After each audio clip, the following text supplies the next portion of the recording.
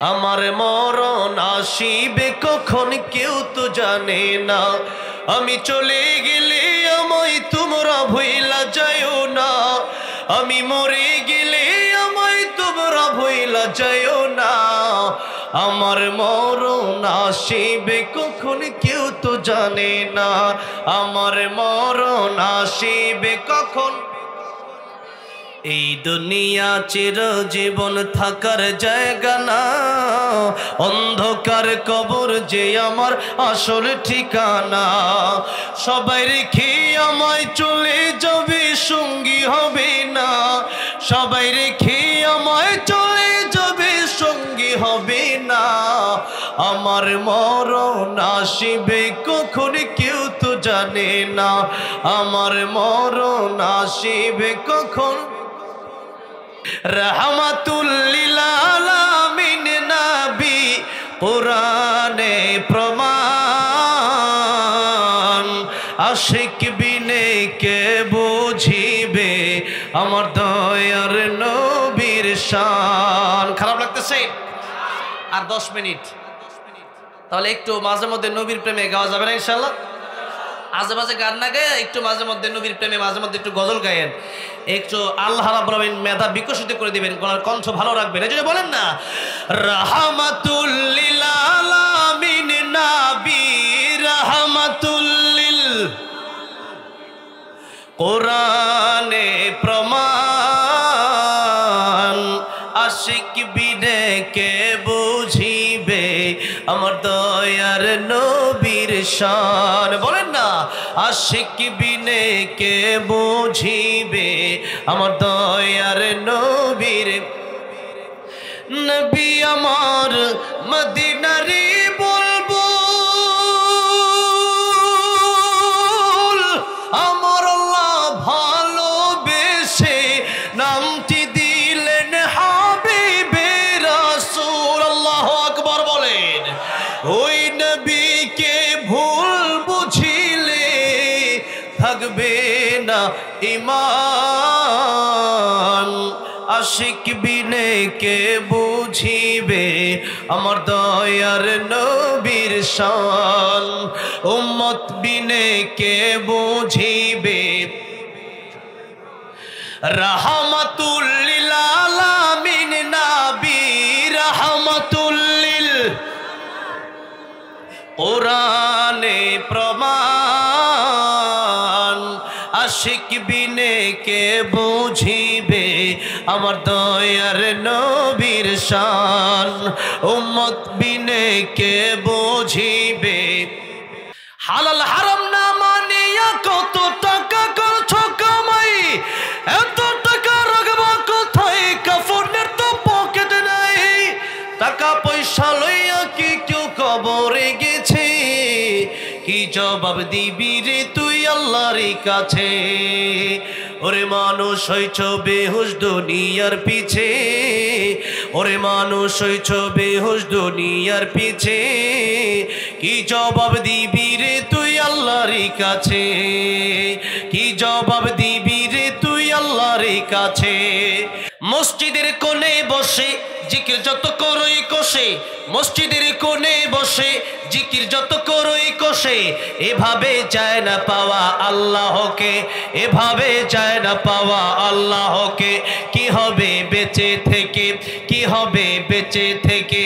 অযথা বিদ্যা শিখে যদি না গড়তে পারি শোষণবিহীন সমাজটাকে। কি হবে বেঁচে থেকে? কি হবে ছাত্র সেজে চমকে সনদ খানো যদি হয় বিদ্যালয়টা পতিতদের আড্ডাখানা? এর চেয়ে মরাই ভালো দেশ ছেড়ে যাওয়াই ভালো। এর চেয়ে মরাই ভালো দেশ ছেড়ে যাওয়াই ভালো। কি হবে ধোঁকা দিয়ে বিবেকটাকে? কি হবে বেঁচে থেকে? কি হবে বেঁচে থেকে? কি হবে আলেম হয়ে ইমাম সেজে সমাজেতে পারো যদি সত্য কথা উচ্চ স্বরে না বলিতে? চাকরির ভয় করো যদি ছেড়ে দাও ওই না গদি। চাকরির ভয় করো যদি ছেড়ে দাও ওই না গদি। কি হবে ধোঁকা দিয়ে আল্লাহকে? কি হবে বেঁচে থেকে? অযথা বিদ্যা শিখে যদি না গড়তে করতে পারি শোষণবিহীন সমাজটাকে, কি হবে বেঁচে থেকে, কি হবে বেঁচে থেকে, ঠিক না ঠিক? সূরা মুলুক যারা প্রতি রাতে তিলাওয়াত করবে এদের জন্য তর্ক করবে আল্লাহর কাছে, আল্লাহকে বলবে আল্লাহ এই লোকটাকে তুমি জান্নাতি দিয়ে দাও। আল্লাহ বলবেন এই লোকটা তো জাহান্নামী। কোরআন বলবে আয় আল্লাহ রাব্বুল আলামিন, আমি এই কোরআনকে সে প্রতিদিন রাতে ঘুমের আগে স্মরণ করেছে, আজকের কিয়ামতের ময়দানে তারে জান্নাতে না দিলে আমি কোরআন খুশি হব না। আল্লাহ বলেন কোরআন রে তুই আমার কালাম, তোরে খুশি করতে গিয়া জাহান্নামের লিস্টের বান্দাটাকেও আমি আল্লাহ রাব্বুল আলামিন জান্নাতের মেহমান বানিয়ে দিলাম। আল্লাহ এটাই বলছেন ইন্না নাহনু নাযালনা যিকরা ওয়া ইন্না লাহু লাহাফিজুন। এই কোরআন আমি আল্লাহ নাজিল করেছি, হেফাজত করবেন কে? নকুল কুমার বিশ্বাস বলেছে, একটা গান বলেছে, বলবো? একটা হিন্দু হয়ে কোরআন নিয়ে এত সুন্দর গান লিখেছেন, শুনবেন? যদি আগুনে লেগে ধ্বংস হয়ে যায়, ধ্বংস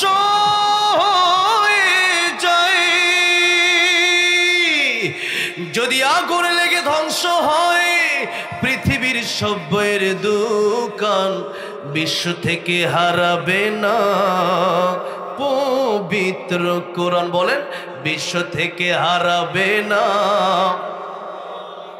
মাশাআল্লাহ।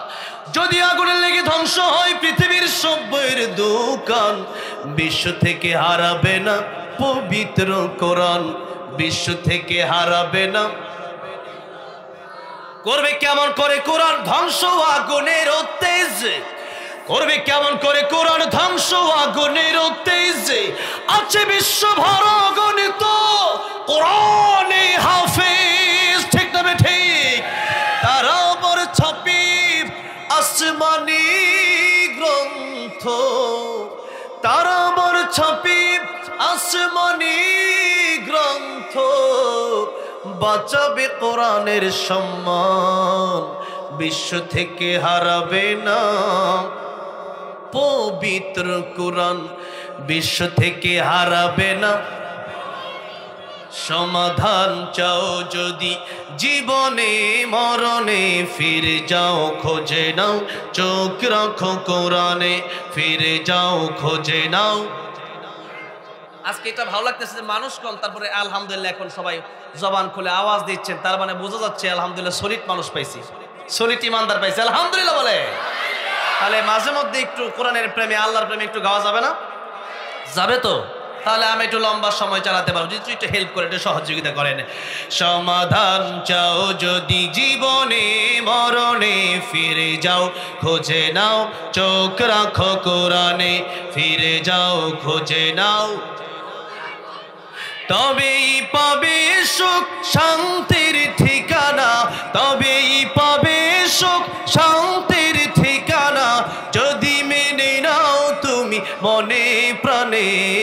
সমাধান সমাধান চাও যদি জীবনে মরণে, ফিরে যাও খোঁজে নাও, চোখ রাখো কোরআনে, ফিরে যাও খোঁজে নাও।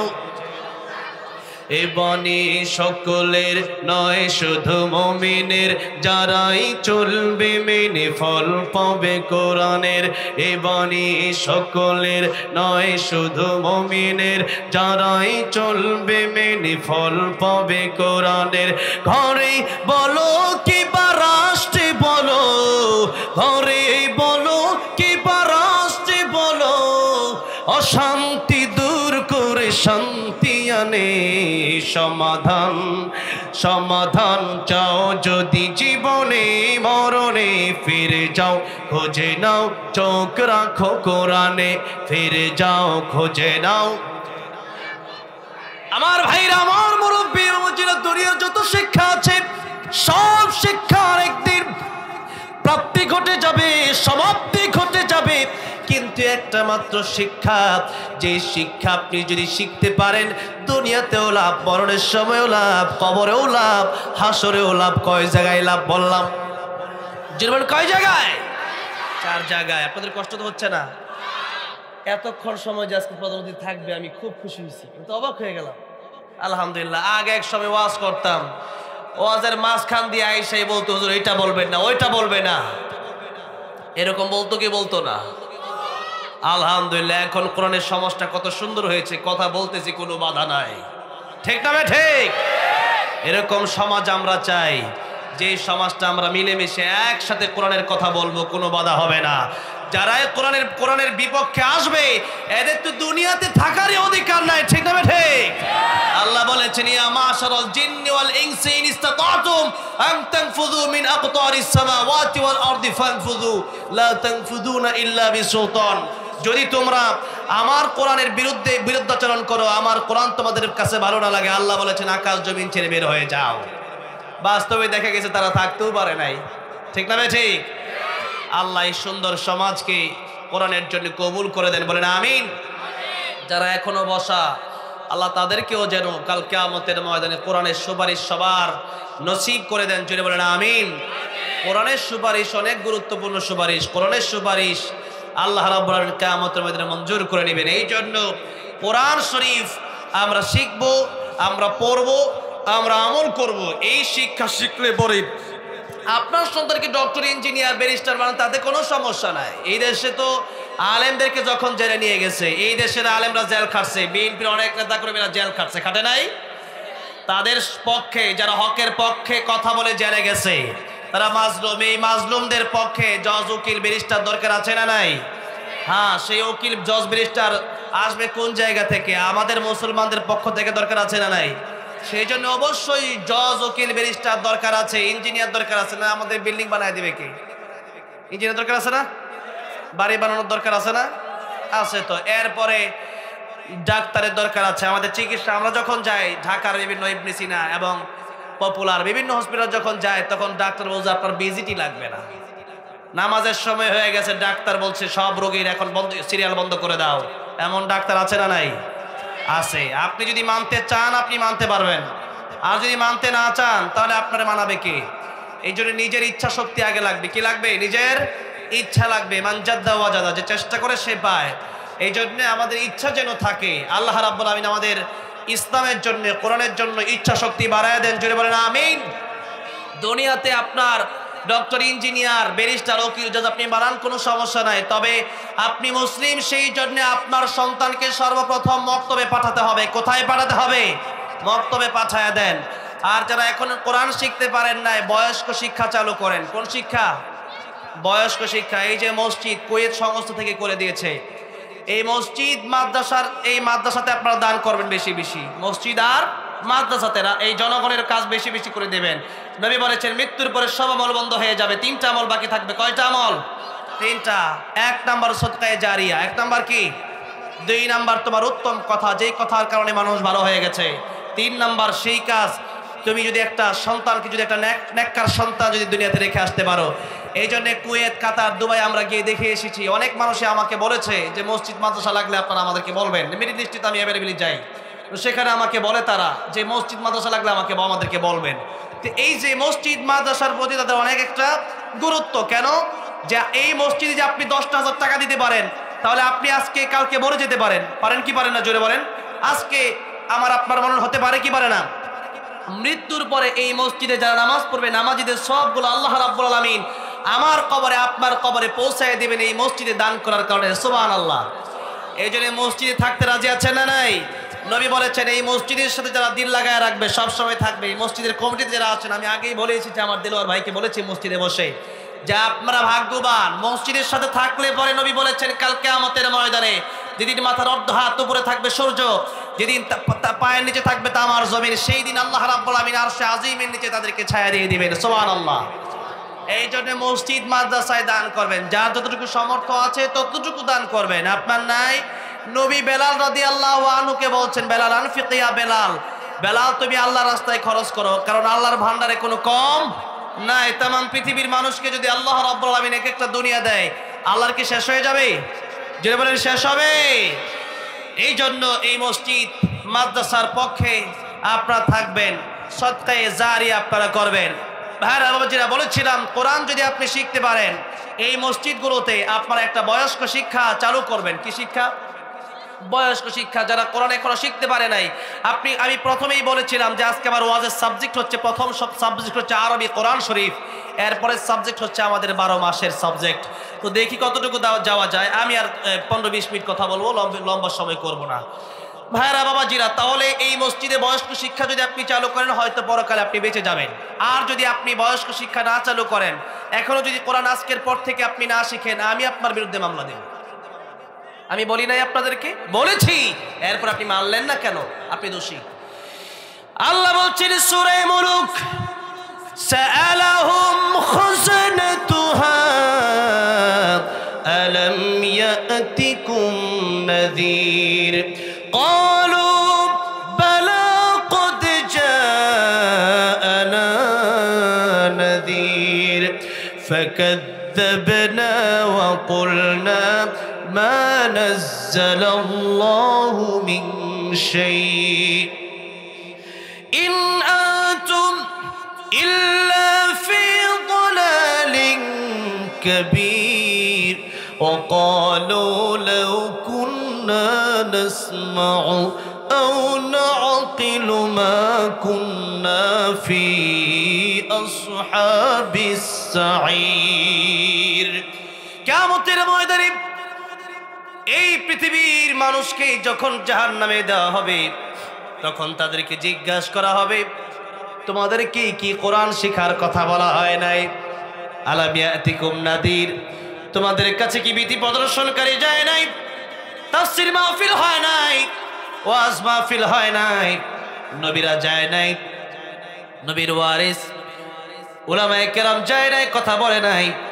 তখন তারা বলবে ক্বালু বালা ক্বাদ জাআনা নাযীর। তারা বলবে হ্যাঁ অবশ্যই ওয়াজ মাহফিল হয়েছিল, তাফসীর মাহফিল হয়েছিল, ঠিক, কিন্তু আমরা সেদিন ডান কানে এই কথাগুলো শুনেছিলাম, বাম কান দিয়ে কথাগুলো উড়াইয়ে দিয়েছিলাম। সেদিন ভেবেছিলাম যে হুজুর আর কি বলে, এই কথা কি কোনো গোনার টাইম আছে নাকি? এই যে গোনেন নাই, এই না গোনার কারণেই আপনাকে জিজ্ঞাসা করা হবে সেদিন কেন শোনো নাই। আপনি বলবেন অবশ্যই শুনেছি, কিন্তু ফাকাদ্দাবনা। আল্লাহ তখন আল্লাহ বলছেন, তখন এই মানুষগুলো বলবে আল্লাহ সেদিন অস্বীকার করেছিলাম। হুজুর কি বলবে আর মোল্লা কি বলবে, এইরকম চিৎকারি করে কথাটাকে উড়িয়ে দিয়েছিলাম। তখন তারা বলবে ওয়াকালু লাউ কুন্না নাসমাউ আও নাআকিলু মা কুন্না ফি আসহাবিস সাঈর। আরে ওই দিন যদি সেই কোরআনের কথাগুলো মেনে নিতাম, শুনতাম, কোরআন যদি শিখতাম, তাহলে আজকে জাহান্নামের এই আগুনে আমাদের জ্বলতে হতো না, এই কষ্টের ভোগান্তে আমাদের পোহাতে হতো না। এই কথা সেদিন মানুষ আফসোস করে করে বলবে, কিন্তু সেদিন আফসোস করলে আর কোনো লাভ হবে না। এই জন্য নবী যে বলেছেন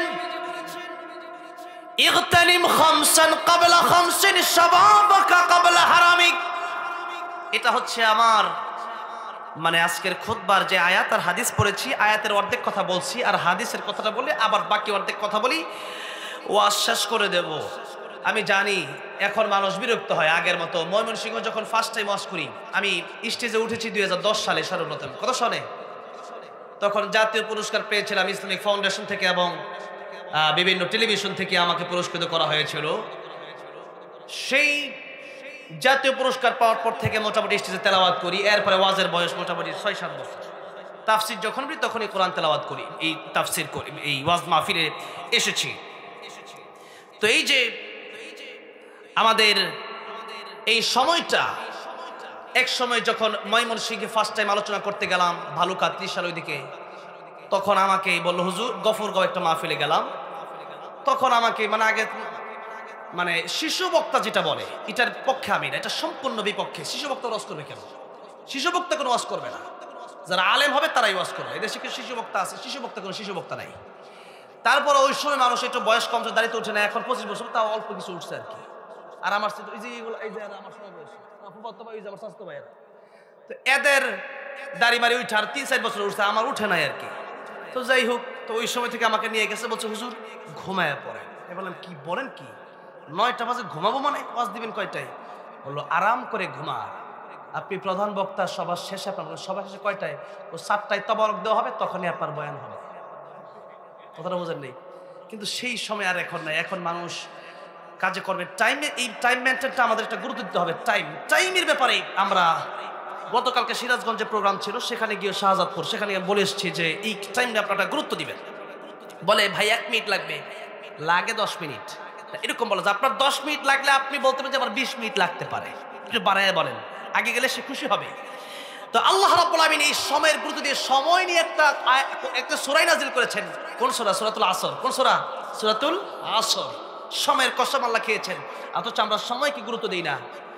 আমরা এটা কালকেও বলেছি, এই জন্য যে গতকাল মাহফিলে যখন উঠানোর কথা ছিল, কালকেও মাহফিল উঠানো 12টায়। তো শেষ পর্যন্ত অল্প সময় কথা বলে আমি চলে আসলাম। তো রাসূল সাল্লাল্লাহু আলাইহি ওয়াসাল্লাম নিয়ম ছিল রাসূল দিনের বেলা দাওয়াত দিতেন, আর এশারের প্রতি পরে দ্রুত সময় ঘুমিয়ে পড়তেন। কি করতেন? ঘুমিয়ে পড়তেন। আর ফজরের অনেক আগে রাসূল সাল্লাল্লাহু আলাইহি ওয়াসাল্লাম উঠে যেতেন, এরপর তাহাজ্জুদ পড়তেন। কুমিল লাইলা ইল্লা কলিলা। তো এই জন্য রাতের বেলায় আমরা আগে ঘুমায় যাব। আগে কি করব? যত আগে ঘুমানো যায় আগে আমরা ঘুমায় পড়বো, আর ফজরের আগে উঠবে। এখন ঘুমায় 3টার সময়, উঠে 12টার সময়। আল্লাহর নবী দোয়া করেছেন, আয় আল্লাহ আমার উম্মতের জন্য আপনি সকালবেলা বরকত দান করেন। আর ফজরের পরে হাঁটতে বের হবেন, দেখবেন কি সুন্দর বাতাস। সারা দিনে আপনি ওই বাতাস টাকা দিয়ে কিনে পাবেন না, পাবেন। এই জন্য সকালবেলা হাঁটবেন, ফজরের নামাজ পড়ে ঘুরবেন, দেখবেন এটা আবহাওয়া অন্যরকম, বাতাসই অন্যরকম, আল্লাহর রহমত তখন নাজিল হতে থাকে। ফজরের সময়টা, এই নামাজ সবচেয়ে কঠিন নামাজ, ফজরের নামাজ। কোন নামাজ?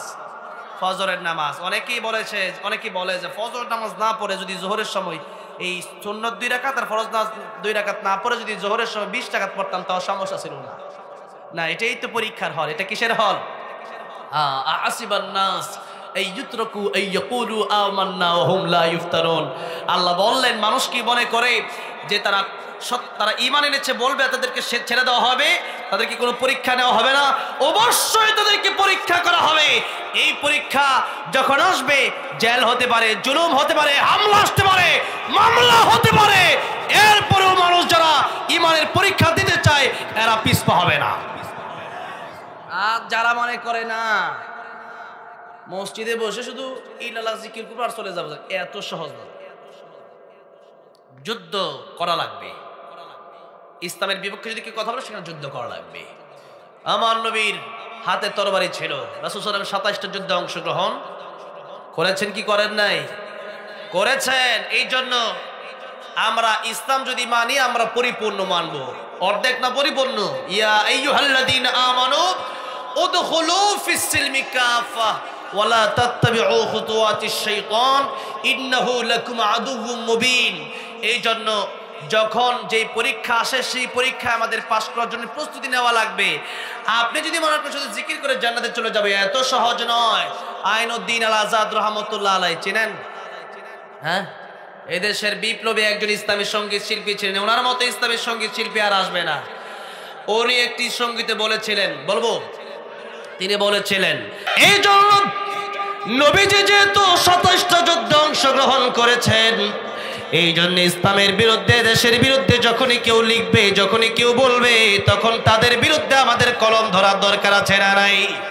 এখন শুধু আপনি সুবহানাল্লাহ বলেন, আলহামদুলিল্লাহ বলেন, তার নাম শুধু জিকির না।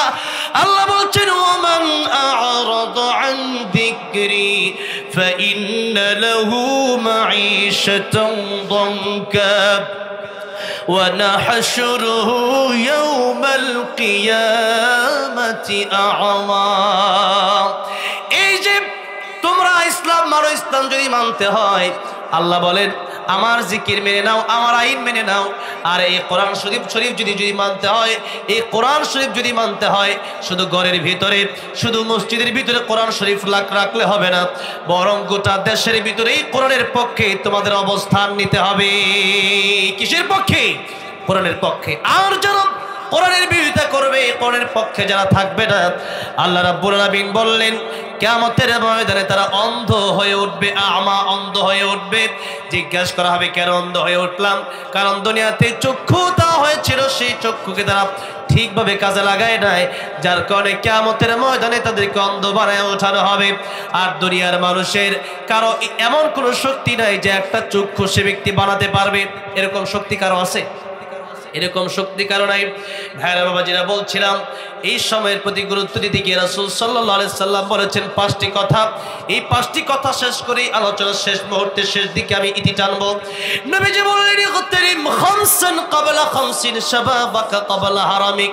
নবী বললেন তোমরা 5টা সময় আসার আগে 5টা সময়কে তোমরা গনিমত মনে করো, মূল্য দাও।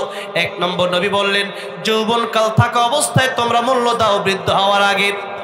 কোন সময়কে? যৌবনকালকে। কারণ এই যৌবনকাল চিরদিন থাকবে না। থাকবে? এই যৌবনকাল চিরদিন থাকবে না। এক সময় দেহে শক্তি থাকবে না, এক সময় বৃদ্ধ হয়ে যাওয়া লাগবে। তা তো পরের কথা। যৌবনকাল থাকা অবস্থায় মরণ আসতে পারে কি পারে না? পারে কি পারে না? কার মরণ কোন দিন আসবে পৃথিবীর কোনো মানুষ জানে না। সুতরাং আল্লাহর নবী নিজেও বললেন,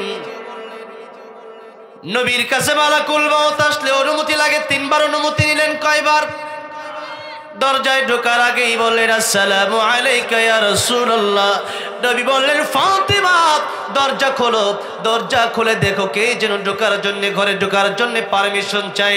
ফাতিমা রাদিয়াল্লাহু আনহা দরজা খুলে দেখলেন এমন একজন লোক দেখা যায় যার মাথা আকাশে, যার পা জমিনে। ফাতিমা বললেন বাবা, এমন মানুষ আমি পৃথিবীতে কোনোদিন দেখি নাই। মক্কা নগরীর মানুষের সাথে কোনো মিল নাই, মদিনার মানুষের সাথে এই লোকের কোনো মিল নাই। নবী দেখে বললেন ফাতিমা রে, এটা দুনিয়ার কোনো মানুষ না, এটা মালাকুল মউত আজরাইল। ফাতিমা রাদিয়াল্লাহু আনহাকে বললেন তুমি ঢোকার জন্য পারমিশন দিয়ে দাও। অনেক লম্বা ঘটনা, এত বড় করা আমার উদ্দেশ্য নয়, শুধু সংক্ষিপ্ত ভাবে বলছি। এরপরে ঘরে ঢুকলেন, ঢুকে বলেন ইয়া রাসূলুল্লাহ, আল্লাহ আমাকে বলেছেন আপনার জান কবজ করার জন্য। তবে আল্লাহ বলেছেন আপনি যদি থাকতে চান আল্লাহ আপনার হায়াত বাড়ায় দিবেন। সুবহানাল্লাহ। নবীজি বলেন ও মালাকুল মউত হাত্তা ইয়াতিয়ানি জিবরাইল, জিবরাইল আসার আগ পর্যন্ত তুমি অপেক্ষা করো। ও মালাকুল মউত, জিবরাইলের সাথে আমি একটু পরামর্শ করব। এখন কি আমি চলে যাব না থাকবো? জিবরাইল আমিন চলে আসলেন, অনেক কথা হলো। এবার নবীজি সাল্লাল্লাহু আলাইহি সাল্লামের কাছে আবার অনুমতি নিলেন। এই হলো 3 বার। নবীকে বললেন ইয়া রাসূলুল্লাহ, ইয়া হাবিবাল্লাহ, এখন কি জান কবজ করতে পারি? নবী বললেন এখন তুমি জান আমার কবজ শুরু করে দাও। এই 3 বার অনুমতি নিলেন মালাকুল মউত। নবী বললেন এরপরেও নামাজের পরে নবীর কাছে মালাকুল মউত আসলো, অনুমতি লাগলো। আর নবী বলছেন যে আমি নবী, আল্লাহর পরে যার সম্মান, আল্লাহর পরে কার সম্মান সবচেয়ে বেশি পৃথিবীতে? কার? আল্লাহ আল্লাহর ব্যাপারে বলেছেন আলহামদুলিল্লাহি রাব্বিল আলামিন। আলামিন বলেছেন ওয়ামা আরসালনাকা ইল্লা রাহমাতাল লিল আলামিন। সবাই পড়েন ওয়ামা আরসালনাকা ইল্লা রাহমাতাল লিল আলামিন। আমার ভাইরা, আমার মুরব্বি বাবাজিরা, কোরআন শরীফে আল্লাহ বলেন আমার যত সৃষ্টি আছে সব সৃষ্টির মাঝে, সব সৃষ্টির জন্য আমি আল্লাহ হলাম রব। আর যত জায়গার জন্য আমি আল্লাহ রব, তত জায়গার জন্য আমার নবীকে আমি আল্লাহ বানালাম রহমত। সুবহানাল্লাহ বলেন। আমার নবীর উসিলায় ও পৃথিবীর মানুষেরা তোমরা অনেক কিছু পেয়ে গেলাম। এত গুনাহ করি, নবীজি দোয়া করেছিলেন আল্লাহ আমার উম্মত গুনাহ করতে পারে, আর নবীর উম্মতের মতো একেবারে ধ্বংস করে দিলে আমার উম্মত, বেশি উম্মত নেই, জান্নাতে যাব কিভাবে? আল্লাহ বললেন ও আমার বন্ধু, আমার হাবিব, আপনার উম্মত গুনাহ করলে আমি আল্লাহ রব্বুল আমিন তওবার সুযোগ দিয়ে দেব। সুবহানাল্লাহ বলেন। আর না হলে আমরা দৈনিক যেই গুনাহ করি ইতিপূর্বেই গজব চলে আসার কথা ছিল, ঠিক না ঠিক? এত গোলাপ করি এরপরেও রহমত আছে না নাই? নবীর দুয়ার বরকতে। কার বরকতে? রাহমাতুল লিল আলামিন নবীর দুয়ার বরকতে। ভাইরা বাবাজির, সেই নবী বলছেন আমার সম্মান আল্লাহর পরে এই পৃথিবীর সকল সৃষ্টির ঊর্ধ্বে আমি নবীর সম্মান। ও দুনিয়ার মানুষেরা, ও আমার সাহাবীরা, জীবনের গ্যারান্টি আমি নবীও দিতে পারবো না। নামাজ পড়ে ডান দিকে সালাম ফেরায়া বাম দিকে সালাম ফিরানোর গ্যারান্টি আমি রাহমাতুল লিল আলামিন নবীরও নাই। নবী বলতেছেন আমি রাহমাতুল লিল আলামিন, এরপরেও আমি ডান দিকে সালাম ফিরায়া বাম দিকে সালাম ফিরানোর মতো গ্যারান্টি আমি নবীর নাই। তাহলে কি আমরা কি জীবনের গ্যারান্টি দিতে পারবো? পারবো? আল্লাহ বলছেন সূরা তাহা, ইন্নাস সাআতা আতিয়াতুন আকাদু উখফিহা লিতুজজা কুল্লু নাফসিন বিমা তাসআ। আল্লাহ বলছেন আমি আল্লাহ রাব্বুল আলামিন কিয়ামত কায়েম করব। আমি আল্লাহ রাব্বুল আলামিন এই পৃথিবী ধ্বংস করে দেব। আর এই চার ব্যাখ্যায় কিয়ামত এসেছে, ধ্বংস এসেছে। নবী চার ব্যাখ্যায় বলেছেন মান মাতা ফাকাদ কিয়ামত কিয়ামতুহু, অর্থাৎ কিয়ামত কোন দিন হবে আর মানুষ কোন দিন মৃত্যুবরণ করবে, কোথায় মৃত্যুবরণ করবে এটা পৃথিবীর কেউ জানে না। আল্লাহ বলেন আকাদু উখফিহা, আমি আল্লাহ গোপন করে রেখে দিলাম। কারণ যদি পৃথিবীর মানুষ এটা জেনে যায় যে কে কোন দিন মরবে, তাহলে পৃথিবীর নিয়ম শৃঙ্খলা ঠিক থাকবে না। গাড়ি যাবে হরেন দিবে মেইন রোডে। আপনি তো জানেন আপনার মরণ 2026 সালে, আপনি রাস্তায় দাঁড়ায় থাকবেন যে এখন তো আমার মরণ হবে না, তো আমার উপরে দিয়ে যাওগা।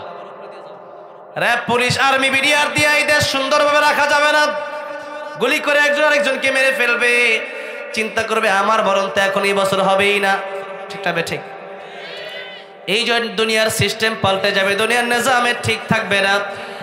আর মানুষের ইবাদতের প্রতিও নিহা চলে আসবে। কারণ মৃত্যুর 1 মিনিট আগে তওবা করলেও তওবা কবুল আল্লাহ করবেন কি করবেন না? তওবা কবুল করবেন। কিন্তু মৃত্যুর সময় যখন হয়ে যাবে, মালাকুল মউত যখন এই আত্মাকে টান দিবে, রূহকে টান দিবে, তখন কেউ তওবা করলে আর তওবা কবুল হবে? দুইটা সময় তওবা করলে তওবা কবুল হবে না। একটা হলো যখন সূর্য পশ্চিম দিক থেকে উঠবে, আরেকটা হলো কিয়ামতের অনেকগুলো বড় বড় আলামত। একটা হচ্ছে সূর্য যখন পশ্চিম দিক থেকে উঠবে তখন কিয়ামত একেবারে কাছাকাছি চলে আসবে। এটা খুব দ্রুতই চলে আসতেছে, নিউজ এসেছে ইতিপূর্বে যে খুব দ্রুত সময়ের ভেতরে সূর্য পশ্চিম দিক থেকে উঠবে। এই জন্য তওবা এখনই করে নিতে হবে। ভালো এখনই হয়ে যেতে হবে। আগামী রমজানে ভালো হব, আগামী মাসে ভালো হব, আগামী শুক্রবারে ভালো হব, এই গ্যারান্টি আমার আপনার নাই। এই জন্যে ভালো হওয়ার জন্য আরো 3 দিন 4 দিন 1 মাস 2 মাস সময় আপনাকে দেওয়া হয়েছে, সেই গ্যারান্টি দেওয়া হয় নাই। এই জন্য ভালো যদি হওয়া লাগে আজকেই তওবা করে ভালো হতে হবে। রাজি আছে না নাই? 2 নম্বর নবী বললেন, 1 নম্বরটা মনে আছে তো? হ্যাঁ, যৌবন কালকে মূল্য দাও বৃদ্ধ হওয়ার আগে। 2 নম্বর নবী বললেন সিহহাতুকা ক্বাবলা সাকামিক, অসুস্থ হওয়ার আগে সুস্থতাকে মূল্য দাও। কারণ মানুষ যখন অসুস্থ হয়ে যায় তখন বোঝে সুস্থতা কত বড় নিয়ামত। খাওয়া দাওয়া ভালো লাগে না। ঠিক না? ঠিক। 3 নম্বরে নবী বললেন গিনাকা ক্বাবলা ফাকরিক, টাকা পয়সা থাকলে আল্লাহ রাস্তায় দান করো। কারণ টাকা পয়সার মালিক বানায় কে? এই জন্য টাকা পয়সা যদি থাকে, এই টাকা পয়সা আল্লাহর রাস্তায় ব্যয় করেন, যেথায় সেথায় খরচ করা যাবে না। সকালবেলার ধনী তুমি, ফকির সন্ধ্যাবেলা। অনেকের টাকা পয়সা আছে, জন্মগতভাবেই টাকা পয়সা আছে। আবার অনেকেই টাকা পয়সা কামাতে কামাতে জীবন চলে যায়, 2 4 5 কাঠা জায়গাও কিনতে পারে না। ঠিক না? ঠিক। আমি শাল লাগিয়েছিলাম কয়েকদিন আগে জায়গা কেনার জন্য। তো আমি যার কাছে জায়গা কিনবো উনি বলতেছে যে, আমি জিজ্ঞেস করলাম আপনার জায়গা কোনগুলা? এই যে এটার জায়গা, ওইটা আমার জায়গা, ওইটা আমার জায়গা। জায়গা আপনার না কোনটা? আমার দাদার 100 বিঘা। যদি বলেন মার হাবা। এরপরে কমতে কমতে এখনো প্রায় মনে হয় 50 বিঘার মতো আছে। আমি 5 কাঠা কিনবো তাই হিমশিম খাইতেছি, আমরা 10-12 কাঠা কিনবো তাই হিমশিম খাচ্ছি। আর আপনি মিয়া 50 বিঘা আলাপ করেন। অনেক অনেক আলেম মানুষ। সামনে একটা মাদ্রাসা আছে, বড় একটা মাদ্রাসা। ওই মাদ্রাসার মুহতামিম সাহেব উনি। তো বললাম আল্লাহ তো আপনারা আলেমও বানাইছে, আবার দুনিয়াও দিছে। ধনী হইলেই তো খারাপ না, ধনী হইলে খারাপ নাকি? ধনী হইলে যদি আল্লাহ রাস্তায় টাকা পয়সা কাজে লাগাতেন ভালো। উসমান গনি, নবীর জামাতা উসমান গনি রাদিয়াল্লাহু আনহু, সেই ধনী না, গনি মানে শিল্পপতি। কি পতি? শিল্পপতি। টাকা পয়সা থাকলে আলহামদুলিল্লাহ। ওনারা যে প্রত্যেকদিন কত মাহফিল আর কত জায়গায় টাকা দেয়, আল্লাহ আরো কবুল করেন, বলেন আমিন। আল্লাহ রুজি রোজগারে জানে মানে আরো বরকত দিয়ে দেন, বলেন আমিন। টাকা যত দিবেন, যত খরচ করবেন ইসলামের পথে, ততই আপনার আসবে। আমি কৃপণতা করি না। আমার সাথে হোটেলে খাইতে বসলে আপনাকে আমি বিল দিতে দিব না, তো আমার সাথে খায়েন আপনি। আমি বলছি না বিল দিতে দিব না, আমি বলি যে বিল আমি দেব, আমার ভালো লাগে। নবী আলিয়াদুল উলিয়া খায়রুম মিনাল ইয়াদিস সুফলা, যেই হাতটা এইভাবে থাকে ওইটার দাম বেশি, এই জন্য আমি দেওয়াটা পছন্দ করি। এই জন্য খাইতে যখন বলবেন কৃপণতা করবেন না, বিল দেওয়ার চেষ্টা করবেন। অনেকে আছে খায়া কয় একটু আটটা মুচ্ছাই কয়ে বাড়িয়ে যায়, ঠিক না বেটি? ওই যে এখন লোক একদিন কিছু হোটেলে খাইতে, এরা কয় মিষ্টি আর দই খাই আসতে করে বার হয়ে গেছে আমার রেখে। কিরে আচ্ছা কত না রে আঙ্গুল বাজারও। এই যদি হয় অবস্থা, এরকম করবেন না, যত খরচ করবেন তত দিবেন। আর যদি জমায় রাখেন দেখবেন এমন এক রোগ হয়েছে, সব টাকা ওইখানে দিলেন, শেষ হয়ে গেছে। যত খরচ করবেন তত আল্লাহ দিবে। যত কি করবেন, আপনি আমার কথা মানেন, আপনি ইসলামের পক্ষে খরচ করেন, দেখেন কত আসে। যখন থেকে খরচ করা শুরু করেছি তখন থেকে আসা শুরু হয়েছে। তখন থেকে কি শুরু হয়েছে? এখন ডেইলি আসে 50,000, 1 লাখ। এখন থেকে খরচ যত করি, আমিও বন্যার সময় প্রায় 50 লাখ দিছি, আলহামদুলিল্লাহ। যত দেই আল্লাহ আমার দিয়ে দেয়।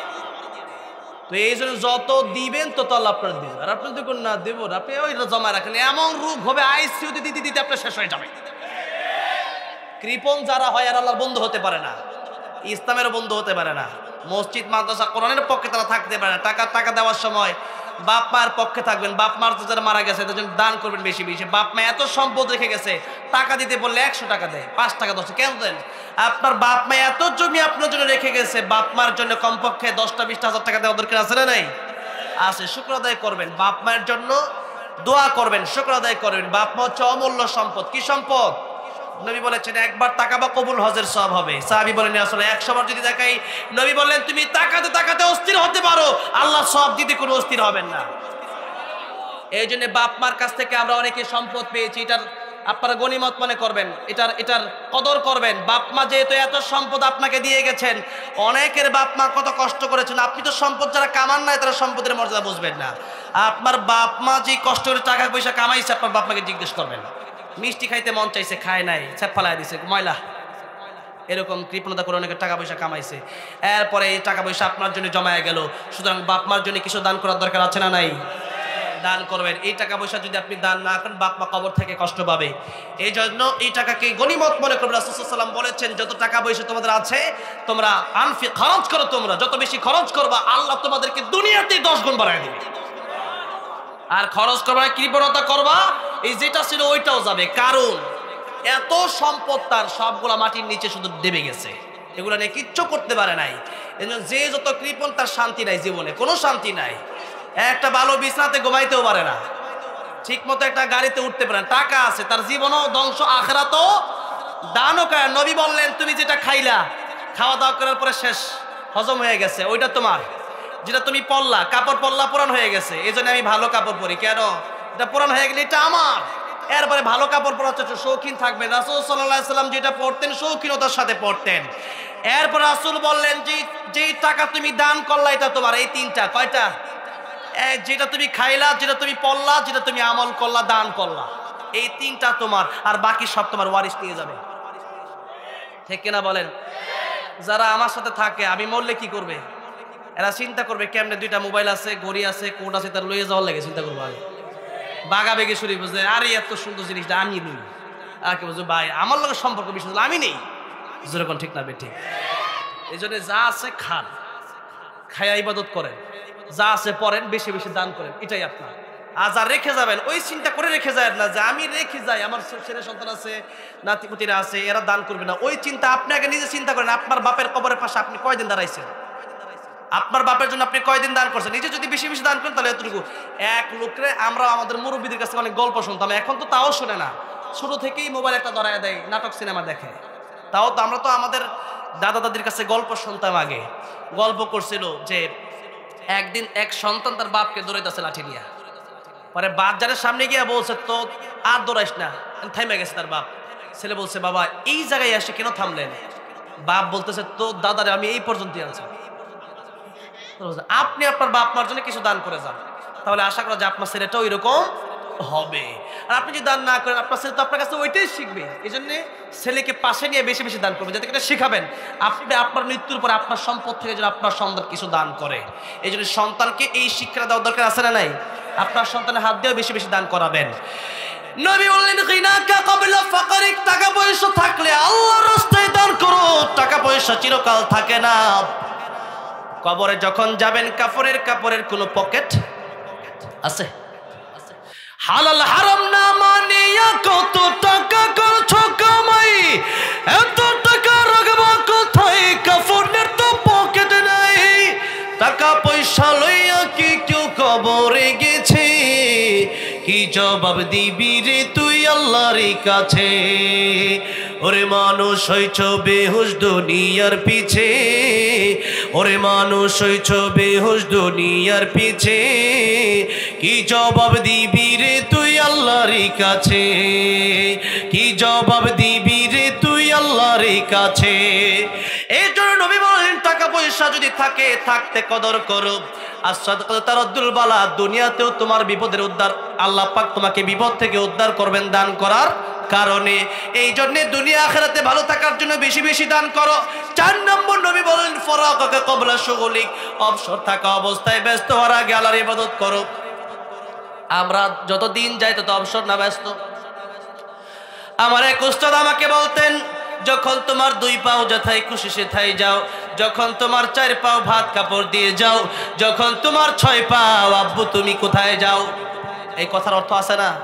আছে তো। আপনার যখন 2 পা মানে বিয়ে করেন না এখনো, তখন আপনি যেখানে মন চায় সেখানে যান। বিয়ে করার পরে এখন যদি কোন রাতে একটু লুডো খেলতে যাই, ক্যারাম বোর্ড খেলতে যাই, বউ সন্দেহ করে বলে ক্যারাম বোর্ড খেলতে যান, অন্য কোথাও যাও। ঠিক না? ঠিক।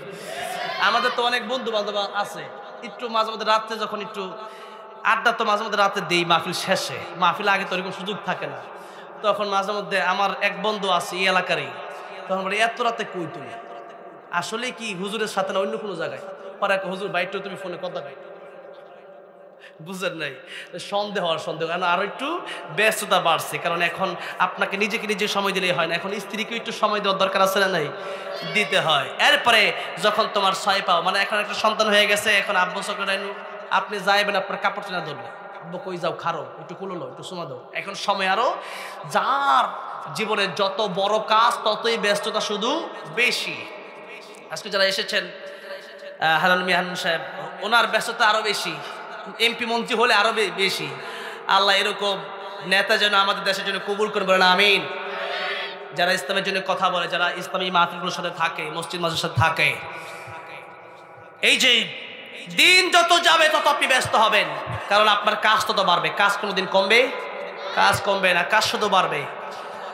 এই জন্য নবী বলেছেন অবসর থাকা অবস্থায় আর ইবাদত বেশি বেশি করো, ব্যস্ত হয়ে গেলে এরকম পারবে না।